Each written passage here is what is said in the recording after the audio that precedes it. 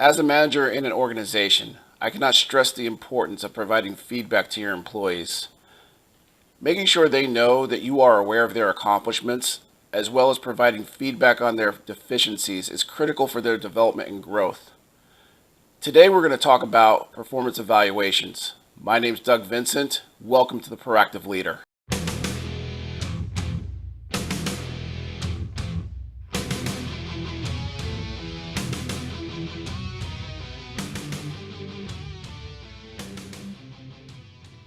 Hello, everybody, and welcome to the Proactive Leader. My name is Doug Vincent, owner of Proactive Awareness LLC, and today we're going to talk about performance evaluations. Now, whether you do your evaluations on an annual basis or a biannual basis like I do in my organization, I think it's very important for you to have open dialogue with your employees so they know where they stand regarding their performance within the organization. Now, when I sit down with my employees, I pretty much go over four different things. One, I talk about the rating system. I talk about what I call the good, the bad, and the ugly, which is candid feedback on their performance. I talk about the goals that I want them to set for the next evaluation period.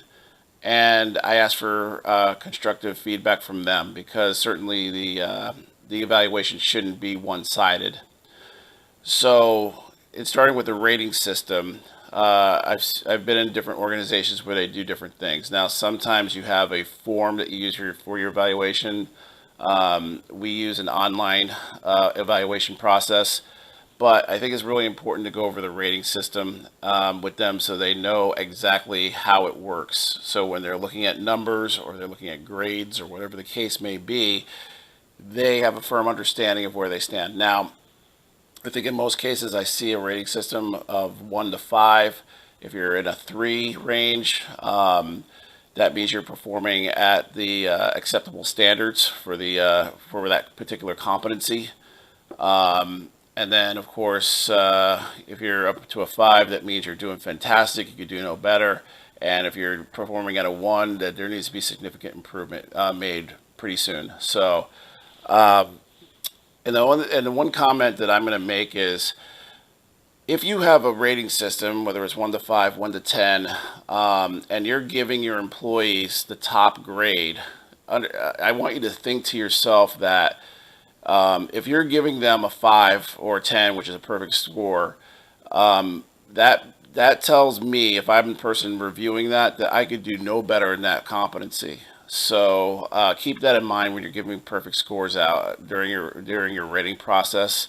Um, if there's something they could do to improve or do better, then I would say don't give them that perfect score. If there's nothing they could do better, I mean, in your mind that there's something that they could do absolutely no better, then absolutely give them that score because that person's deserving of that particular score and that competency. So when you're going over the rating system, there's various areas that you want to cover. A lot of it has to do with attendance, time management, performance of duties, your ability to complete projects on time. So when you're looking at all those different categories, it might be different for other managers what's important to them, but just make sure you're kind of go over what your thought process is. One, what that means to you. Two, what your thought process is as you're giving them their scores.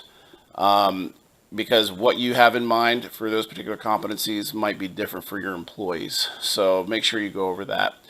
And the one thing that I do to kind of help with that is I give my employees a copy of the rating system before I evaluate them. And they can do one or two things with that. They can evaluate themselves. So when they come to the evaluation, they could sit down and we could do a side by side comparison to see if they're being true to themselves or if there's something else going on. Or they could just look it over and just say, hey, look, I have a particular question about this particular area. What does this mean? So you can explain that in detail.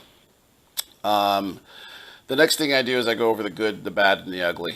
And basically, it's what they've done really well in that evaluation period, what they've done okay that they could do better, and certainly things that if they are performing at an unacceptable level, things that they need to improve upon right away.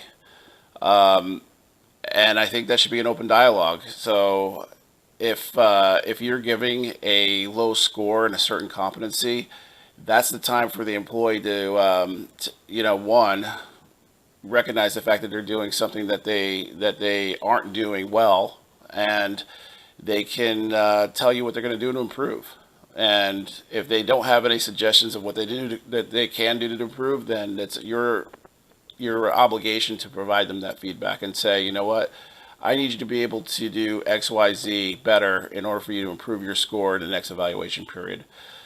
I mentioned earlier I do 2 evaluations a year, and I think it's easier for me to do it that way because I can measure the performance better. If I do it every year, things get lost in the wash. I mean, even 6 months is a challenge to remember everything that happens over the course of that 180-day period. So it's really important for you to